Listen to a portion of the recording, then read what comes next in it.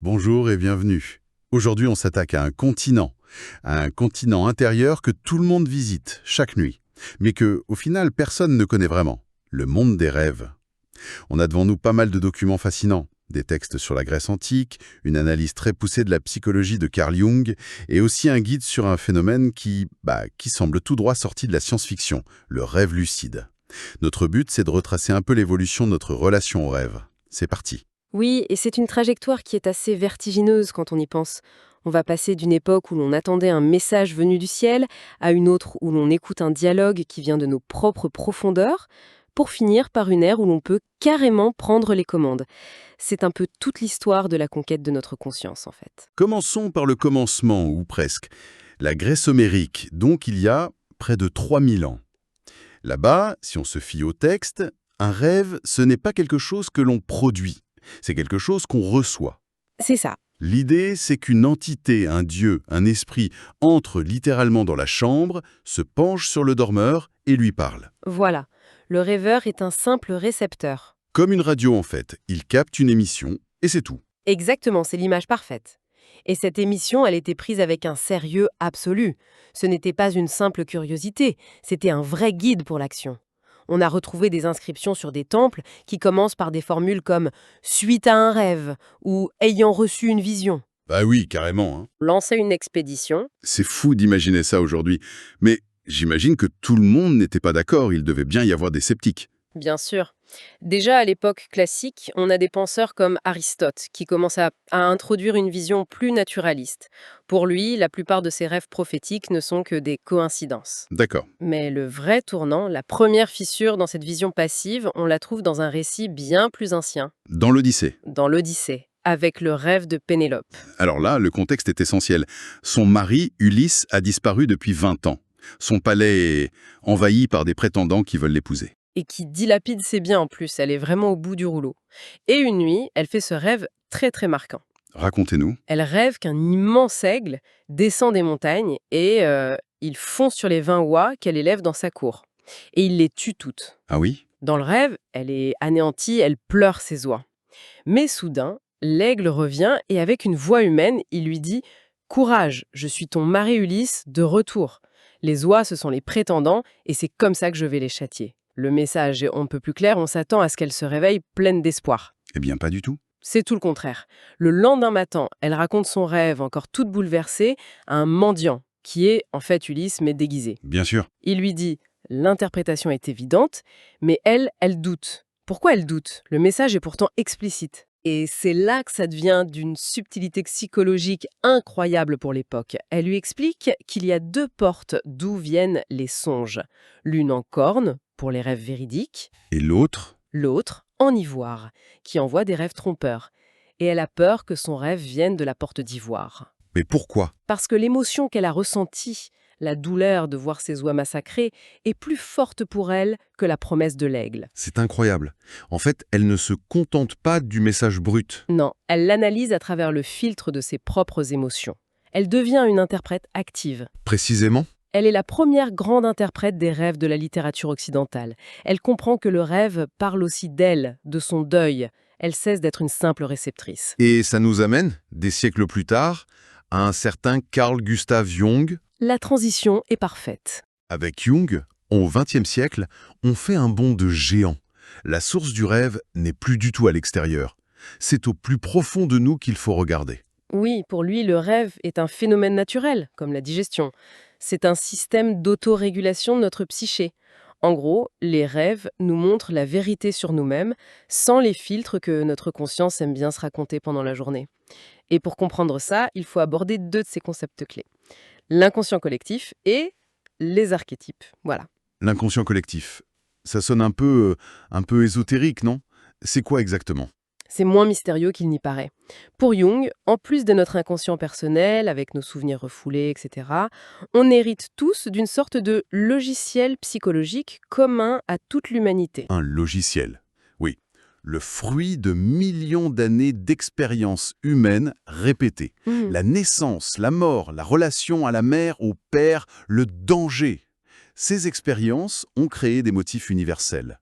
Ce sont les archétypes. D'accord. Donc un archétype, ce n'est pas un personnage précis, mais plutôt une sorte de... De modèles. Exactement. C'est une fonction.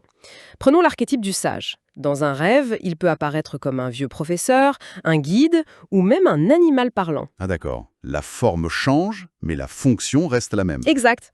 Représenter la sagesse, la connaissance. D'autres archétypes connus sont l'ombre, par exemple. L'ombre.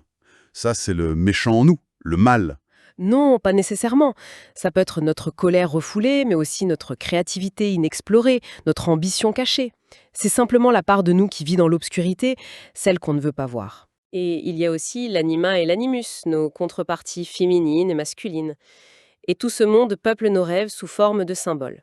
Alors la question clé, ces symboles, comment on les interprète? Si je rêve d'un serpent, ça veut dire quoi?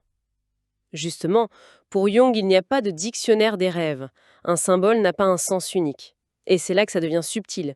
Il pensait qu'un symbole a une double nature. Un aspect rétrospectif, lié à notre passé, nos instincts. Le serpent peut symboliser la trahison, oui. Mais il a aussi un aspect prospectif. Il nous guide vers notre potentiel. Le serpent pourrait alors symboliser une transformation nécessaire. Le rêve n'est pas seulement un miroir du passé, c'est aussi une boussole pour l'avenir. Cette idée change tout. On n'est plus en train de simplement nettoyer le grenier, mais de lire une carte pour le futur.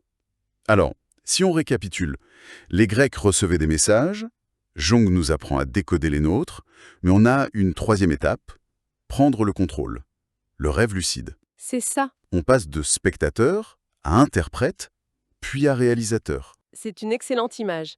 Le rêve lucide, c'est devenir conscient que l'on est en train de rêver. Pendant le rêve, on sait que c'est un rêve et on peut commencer à interagir avec. Ça a longtemps été considéré comme une simple anecdote, non? Oui, jusqu'à ce qu'un psychophysiologiste, Stephen Laberge, réussisse à le prouver scientifiquement à la fin des années 70. Comment il a fait? Comment on peut prouver qu'on est conscient dans un état où on est censé ne pas l'être? C'était très ingénieux. Pendant le sommeil paradoxal, nos muscles sont paralysés. Sauf... Sur deux yeux. Exactement. Il a donc demandé à des rêveurs lucides de se mettre d'accord sur un signal avant de dormir. Par exemple, quand tu seras lucide, bouge tes yeux de gauche à droite 3 fois. Et ça a marché, bingo. En plein sommeil paradoxal, les appareils ont enregistré précisément ces séquences. C'était la preuve, une conscience éveillée communiquait depuis l'intérieur d'un esprit endormi. C'est absolument vertigineux. Une fois qu'on a établi ça, les possibilités semblent infinies. Concrètement, ça sert à quoi au-delà de l'expérience de voler ou de respirer sous l'eau? Alors, les applications sont nombreuses. La première, c'est le traitement des cauchemars récurrents. Ah oui, logique. Imaginez que vous êtes poursuivi chaque jour par un monstre. Au lieu de fuir, un rêveur lucide peut s'arrêter, se retourner et faire face. Il peut lui demander « Qui es-tu ? Que veux-tu ? Et que se passe-t-il » Très souvent, la figure menaçante se transforme ou donne une réponse qui révèle l'angoisse qu'elle représente. Et ça a un effet réel une fois réveillé? Ou est-ce que le cerveau se dit juste « Ah, ce n'était qu'un rêve » ? C'est là que le lien avec Jung est spectaculaire. La créature du cauchemar, c'est souvent une manifestation de notre ombre. D'accord. En lui faisant face, on engage un dialogue conscient avec une part refoulée de soi-même. On l'intègre. Et cette intégration, elle a des effets profonds sur la psyché éveillée. C'est d'une forme de thérapie active, en somme, et en dehors du traitement des peurs.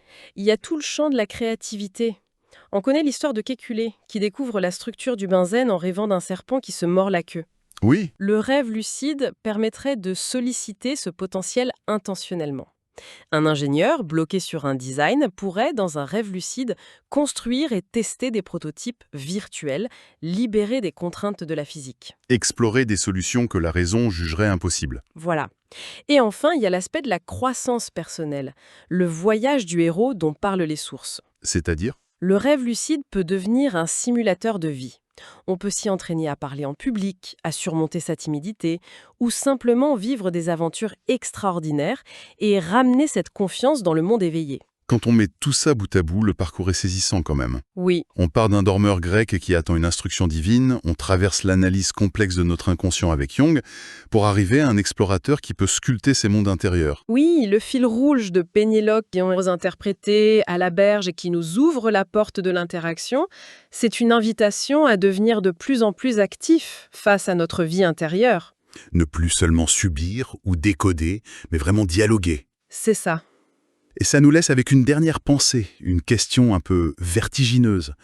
Toutes nos sources sont d'accord sur un point. Nos rêves sont entièrement construits par notre esprit, à partir de nos souvenirs, nos croyances. Si on peut, dans un rêve lucide, prendre conscience que ce monde qui semble si réel n'est qu'une construction, qu'est-ce que cela nous apprend sur la réalité que l'on construit chaque jour à l'état de veille, avec ces mêmes outils ?